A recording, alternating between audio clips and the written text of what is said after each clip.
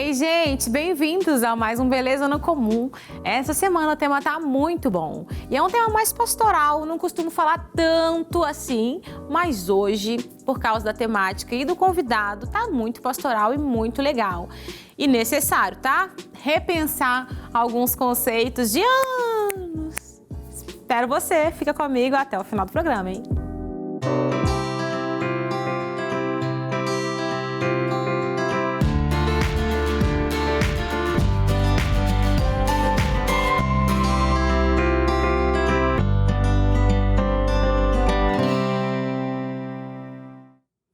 Bom, o tema de hoje é: não existe salvação individual.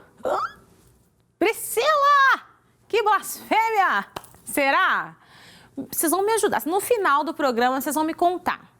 Pode deixar no comentário do YouTube, manda um direct lá no Instagram, que inclusive mudou, né, gente? Vai aparecer para vocês agora o Instagram atual, que vocês conseguem dar opinião sobre o programa, falar comigo se você quiser e tal, saber um pouco do que acontece aqui e até um pouco da minha vida, que não tem nada demais, mas é a minha vida comum mesmo, né, que eu compartilho lá. E que se te interessar e te abençoar, eu vou ficar muito feliz em poder partilhar um pouquinho com você. Bom, por que será que não existe salvação individual? Vamos começar com a reflexão que eu trouxe para a gente poder pensar um pouquinho? Então, texto na tela, vamos lá. Há um só corpo e um só espírito. Assim como a esperança para a qual vocês foram chamados é uma só.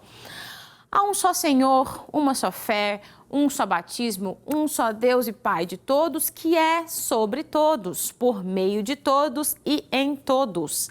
E a cada um de nós foi concedida a graça, conforme a medida repartida por Cristo. A palavra corpo, um só corpo, um Senhor de todos, um Salvador para todos, um Deus em todos, que é tudo em todos, restringe a nossa individualidade, você não acha?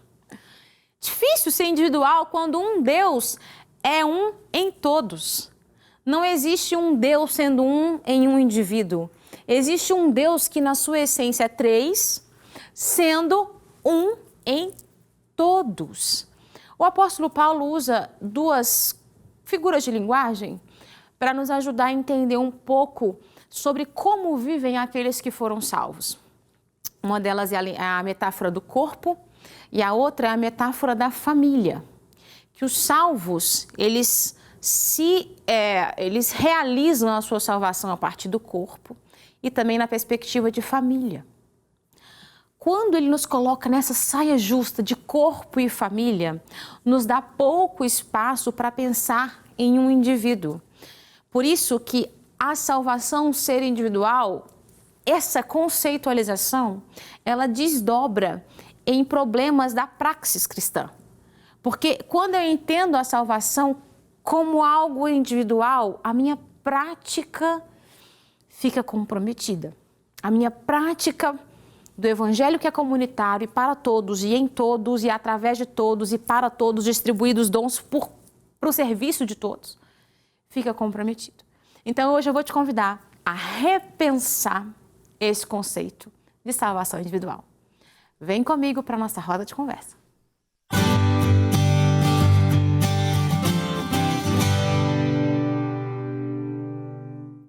E eu recebo aqui comigo hoje no estúdio o pastor Gabriel Horta. Gabriel, muito obrigado por estar aqui hoje, viu? Bem-vindo. Obrigado você pelo convite aí, um prazer mesmo a gente estar aqui. Primeira de mais vezes, viu? Que eu acho que a gente deve marcar. Pode contar comigo. Ô, Gabriel, eu comecei trazendo esse texto, assim, que fala um pouco da ação de um Deus em todos, né? Em comunidade. E eu ouvi muito quando eu era adolescente, dos meus pastores. Não, mas salvação é individual. Cada um cuida da sua e cada um responde pelos seus próprios BO, pelos seus pecados, né? Você chegou a ouvir isso? Como é que foi para você a sua conversão, essa vivência, ouvindo coisas não só assim, mas parecidas?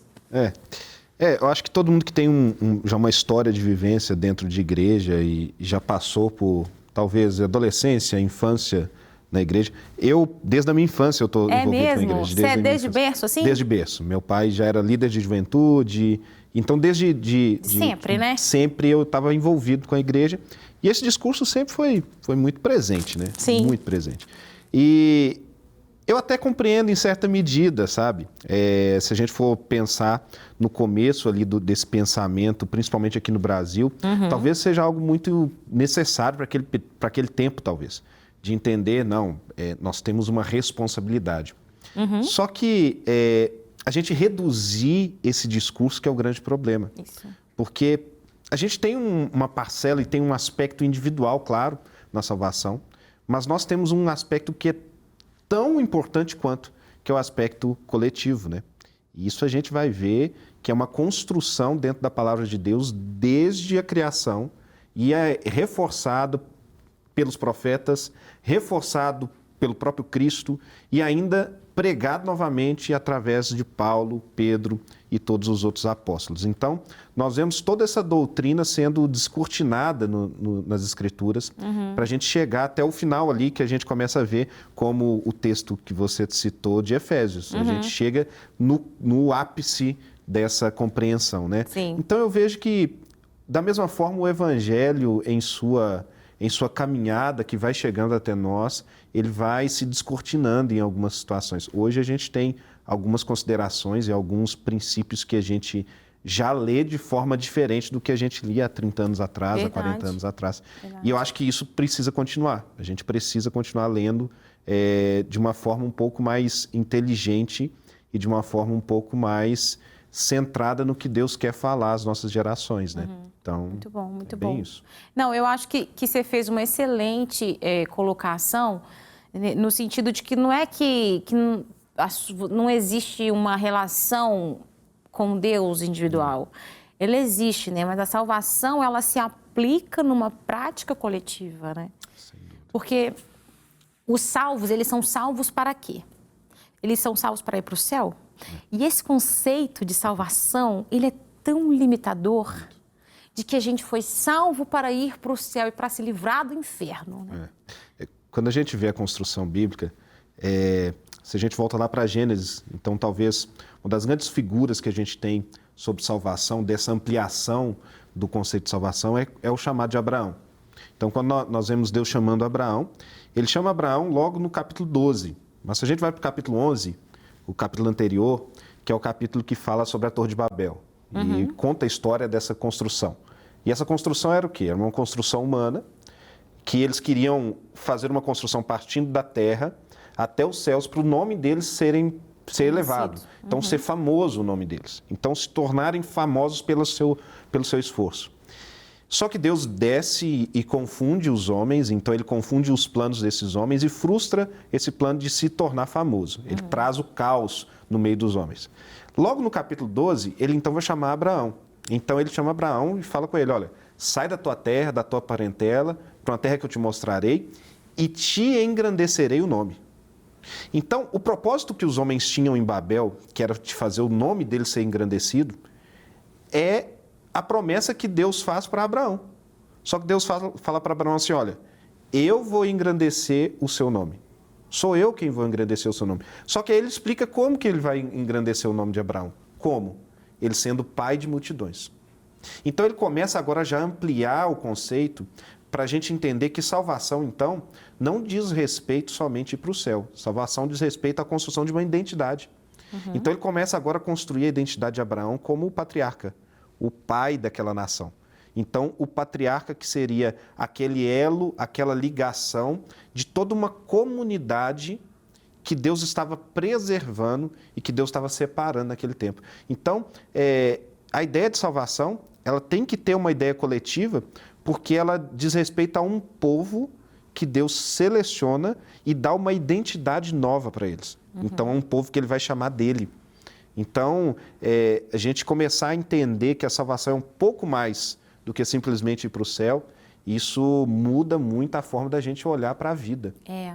A forma como a gente vive o chão da vida, né, Gabriel? Como a gente vive as mazelas de ser humano, de ser humano.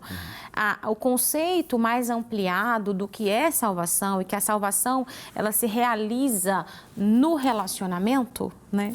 Porque eu sou salvo de quê? Porque eu fico muito propensa a pensar salvação como libertação. Até por causa do conceito do Antigo Testamento, né? Porque todo povo que Deus salvava para si, ele o libertava, né? Do domínio de povos que tentavam escravizar, os libertava da idolatria, os libertava da escravidão. Deus sempre veio libertando o povo em todo o Antigo Testamento e trazendo salvação para esse povo. Não através de Jesus, porque Jesus ainda não tinha vindo, mas através dos conceitos do reino que haveria de ser inaugurado em Jesus, né? Então, Deus sempre vem propondo, através dos profetas, dos patriarcas primeiro, né? Dos sacerdócios, dos profetas, ele sempre vem propondo salvação para um povo e para um objetivo, para que eles vivessem o mais próximo possível do que é a vida de Deus, né? É por isso que a salvação tem a ver com essa questão da identidade mesmo, porque ele precisa libertar o homem principalmente da grande cadeia que ele tem. A grande cadeia que ele tem se chama ego, né? Então ele precisa ser liberto disso. Ele precisa ser liberto desse orgulho que ele tem. Então quando ele faz isso, olha que interessante, ele tira o homem dessa individualidade. E aí ele coloca o homem com uma nova identidade. Agora ele coloca uma identidade em que ele é um dos filhos de Deus.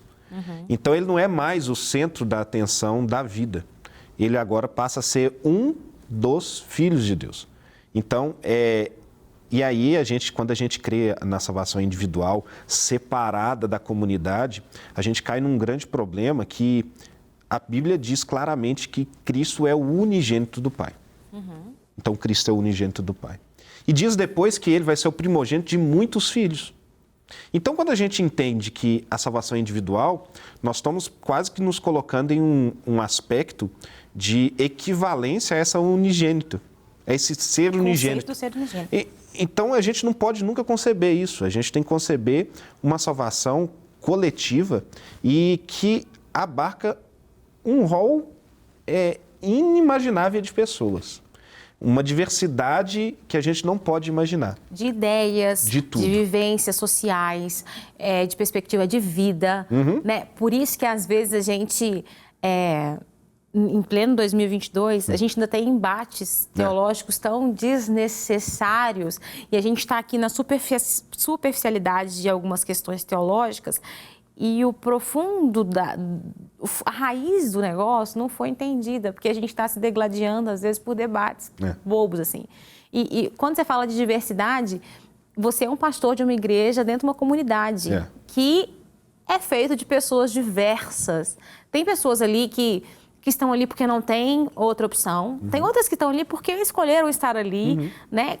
Conta um pouco pra gente da sua vivência pastoral dentro de uma comunidade, que inclusive daqui da nossa Lagoinha Matriz é do outro lado da rua. Para quem não é de BH, gente, a Lagoinha Matriz, a Igreja Batista da Lagoinha, está aqui no bairro São Cristóvão, esse bairro, né? São Cristóvão, a gente está numa avenida principal e do outro lado é a Igreja do Gabriel, que é a Lagoinha Pedreira, uma comunidade enorme aqui de BH, e ele, melhor que eu, vai falar um pouquinho para vocês de como é essa vivência lá. A gente começou a igreja na mesma rua da Matriz, só que realmente separado por uma avenida. E a gente sempre disse que aquela avenida era um abismo. Então, realmente um abismo. Porque a gente entender essa diversidade, a gente precisa trazer acessibilidade. Porque se você não traz acesso, você não colabora para a diversidade. Então, a gente quer muito, às vezes, a gente tem muito discurso, às vezes, até bonito em alguns lugares, que fala muito de diversidade. Mas, na hora da prática, você não dá acesso à diversidade. Então, o que nós temos de vivência lá é que a gente entendeu que a gente precisava trazer o ensino correto das Escrituras de uma forma mais acessível, para que a gente possa ter uma igreja cada vez mais diversa. A igreja ela tem que ter pessoas que têm déficit de educação, tem que ter pessoas que têm dificuldades de aprender, tem pessoas que têm dificuldades de ter as suas contas pagas. A igreja é diversa. ela tem gente de tudo quanto é tipo. O evangelho é para todos. Então, quando nós chegamos ali, nós vimos muito essa diversidade, porque lá você tem desde famílias, então, famílias que já estão estruturadas, que moram há muitos anos lá. Lá são mais ou menos 12 mil famílias. Nossa, é muito grande. É uma cidade, a gente diz. E tem pessoas não, tem jovens, tem crianças. Então, uma coisa que a gente sempre prezou dentro da igreja é o máximo possível, todas as nossas atividades têm que ser diversas. Então, os nossos cultos são cultos para todas as idades. A gente tem uma tendência hoje de pensar a igreja para o jovem. Verdade. Então, a gente sempre pensa em como a gente consegue trazer uma igreja mais atrativa para quem é jovem. E a gente se esquece que a gente tem uma grande parcela da nossa sociedade que está envelhecendo. Sim. Essas pessoas não são contempladas nesses projetos de igreja que a gente tem. Então, a gente entender essa coletividade que nós temos, a gente precisa se preocupar com eles também. A gente precisa se preocupar com as crianças porque elas não são futuro, elas são presente, elas são igreja. Uma criança é tão importante dentro de uma igreja quanto um jovem, quanto um adulto. Todos eles são muito importantes, né, dentro da organização da igreja. Mas eu acho que a gente também foi se perdendo na lógica empresarial, né, das igrejas. É verdade, Gabriel. Porque agora a gente pensa praticamente no mercado consumidor. A gente pensa no consumo. O que vende mais?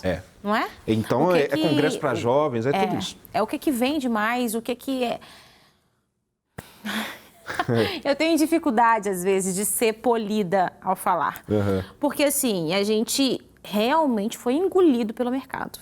Pelo capitalismo selvagem que os poetas cantavam há muitos anos, homem primata, capitalismo selvagem, entrou dentro da igreja. E a gente está achando que é o mundo que está entrando porque eu estou usando a calça rasgada. Gente, pelo amor de Deus, lembra da superficialidade. Existe coisa mais profunda, que é conceitual, é a forma como eu concebo a igreja, a forma como conceber a igreja. Imerso dentro de um conceito capitalista que faz parte da nossa sociedade, só que aí é disso que a gente precisa ser salvo. É isso que a salvação faz na nossa vida. Ela consegue nos tirar, ser salvo, estar inserido numa sociedade completamente capitalista, mas ser salvo dela ao ponto de não replicar esse modelo dentro da nossa igreja.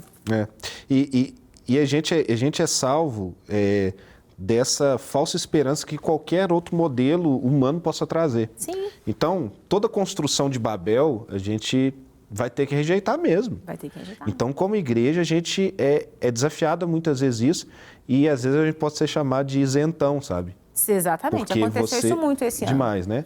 Então, porque realmente a gente tem uma construção sendo posta que é Babel, cara. É Babel. São formas diferentes de construir Babel. E a nossa esperança não está nisso. É por isso que quando a gente vai pensar para frente, vai pensar futuro de igreja, enquanto comunidade de salvos, a gente precisa olhar para o modelo antigo. Mas qual modelo antigo? É o que nós construímos a partir do chão nosso? Não. É o modelo antigo que foram as bases lançadas lá atrás. Quando a gente vai fazer o estudo do livro de Atos, a gente vê como que era realmente essa igreja na prática, sabe? Como que essa igreja, o que ela prezava, o que ela se preocupava. A gente tem alguns episódios no livro de Atos que a igreja simplesmente não tinha local para se reunir. Ela tinha que alugar um espaço no pior horário possível da cidade para poder pregar o evangelho, só para isso. Eles se reuniam exclusivamente para ouvir do evangelho. Então, a gente precisa restaurar essas bases.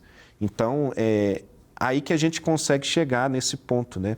De entender essa salvação comunitária que fala para a nossa comunidade de hoje, mas que, ao mesmo tempo, não abandona o que Deus lançou como bases para a comunidade de fé que Ele está formando, né? É um desafio, né, Gabriel? Mas é algo que eu sinto, a gente estava até conversando um pouco nos bastidores, que eu sinto que a gente tem vivido um momento de uma transição realmente geracional.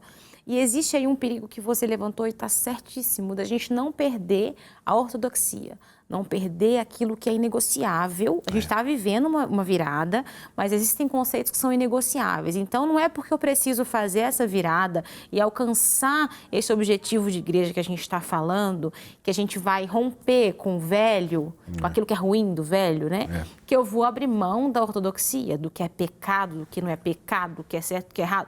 Coisa que já está acontecendo, né? Muito. Então, a gente está aqui no meio ainda. Eu sinto que a minha geração e a sua, nós estamos aqui no meio desse bolo. De transição, sem dúvida. Que existem... Tem uma galera que é mais nova que a gente, que já transitou e perdeu a ortodoxia. Já tem. A gente já pode ver. Tem várias igrejas nesse modelo aí, inclusive. E tem uma outra galera aqui que está passando bastão para a gente. O que nós vamos fazer com esse bastão aqui? Entende? É isso. Eu me preocupo muito, eu converso com alguns amigos pastores e assim... A gente tem uma preocupação muito grande, a gente vê, às vezes, alguns ícones que foram ícones para a nossa geração, né? Que já estão chegando no final da caminhada. E eu sempre falo com eles, gente, para quem que esses homens vão passar esse bastão? De serem aqueles que ainda seguram e que seguram as rédeas do que realmente é bíblico, que ainda colocam uma cerca a mais do que pode ser mexido ou não. Quem que vão ser esses caras agora para frente? Porque a gente tem um desafio e um desafio de comunicação absurdo, absurdo, que a gente vai ter uma geração aí que para a gente se comunicar está cada vez mais difícil. Eu comentei que parece que há um desinteresse total por tudo. Por tudo. A gente vê o crescimento daquela faixa do nem, né? Não estuda, não trabalha. E esse crescimento todo, ele tem muito a ver com esse desinteresse total. E aí a gente tem esse desafio. Como que essa comunidade pode revelar essa salvação que faça sentido na vida dessas pessoas? Gabriel, você falou algo assim que a gente pode... Eu conversei em um outro programa aqui sobre as perguntas que nós estamos respondendo que ninguém perguntou. Porque a gente está falando coisas que ninguém perguntou, não faz sentido para ninguém. E uma salvação que se faz de forma comunitária é porque vai fazer sentido para aquelas pessoas que estão naquelas situações que estão. Eu preciso responder as perguntas que estão sendo feitas. E não ficar esbravejando aqui a minha teologia e soltando versículo bíblico em praça pública, nada contra que se faça muito, o Espírito Santo faz o que ele quiser e age como ele quiser, mas a gente está falando de um modelo de uma geração que virou, uma forma de comunicar que virou. Então, não é só o não pode pelo não pode, não é essa não dá para continuar no dualismo do aqui é o santo e aqui é o profano, e essa pessoa é a santa, essa é a profana, esse candidato é o santo e esse é o profano, né? E a gente vai perder o discurso. Nós vamos para a área pública, vamos perder, vamos ser ridicularizados. A gente tem visto cada vez mais, assim, os discursos têm deixado de ser racionais. Então, essa sociedade agora que está se apresentando, essa geração nova, ela não está muito preocupada com a racionalidade, não. Ela não quer muito sentido, não. Ela está mais preocupada com como aquilo vai afetar a vida dela. A vida dela, o que faz sentido. O que eu vou sentir sobre isso. E aí está um ponto que a gente precisa se redescobrir. Eu acho que acho que um ponto muito fundamental que a gente precisa revisitar é que a gente precisa renovar a alegria da salvação. A gente precisa ter de novo essa alegria de ser crente, sabe? Sim. Então, eu ser feliz e ser alegre no meio dessa sociedade sendo crente, sabe? Revisitar uma alegria que só a salvação pode trazer para o meio do lar. Uma alegria que só a salvação pode trazer na onde nós estamos, nos nossos empregos. E assim, é um desafio porque a gente está num mundo cada vez mais depressivo, né? Então, um mundo que nos deprime o tempo inteiro. Mas a gente tem esse desafio, sabe?